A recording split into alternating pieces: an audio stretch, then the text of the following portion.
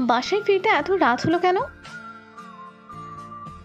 বন্ধুদের সাথে একটু আড্ডা দিচ্ছিলাম। কখন থেকে অপেক্ষা করছি, হ্যাঁ? বলছে এই যে বাবু সোনা। হুম। কতদিন বলেছি, হ্যাঁ? কি বলেছ? এত দেরি করে বাড়ি ফিরলে ঘরে ঢুকতে দেব না। এই কথাটা কি মনে থাকে না, হ্যাঁ? হুম, মনে থাকে তো। ওই কুত্তা, কি হয়েছে সোনা? তোর গায়ে থেকে কিসের গন্ধ আসছে এটা? ক- কই, কিছু না তো।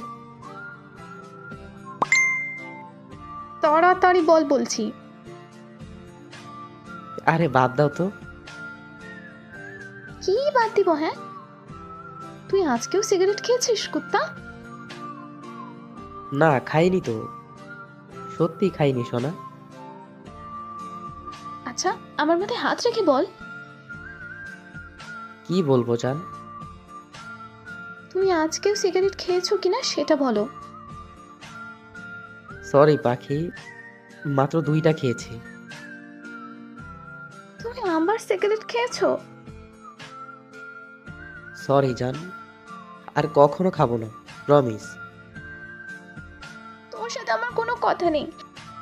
আর এই ঘরেও তো কোনো জায়গা নেই তোর, কুত্তা। প্লিজ সোনা, বললাম তো সরি। আর কখনো হবে না এমন। কোনো সরিতে কাজ হবে না। তুই আমার রুম থেকে যা।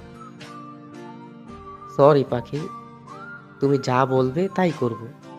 তবু এমন করো না সোনা। মাফ করতে পারি, তবে একটা শর্তে। কি শর্ত পাখি? আমাকে ফুচকা খাওয়াতে নিয়ে চলো। এখন? কেন? এখন নিয়ে গেলে কি সমস্যা? না না, কোনো সমস্যা নেই।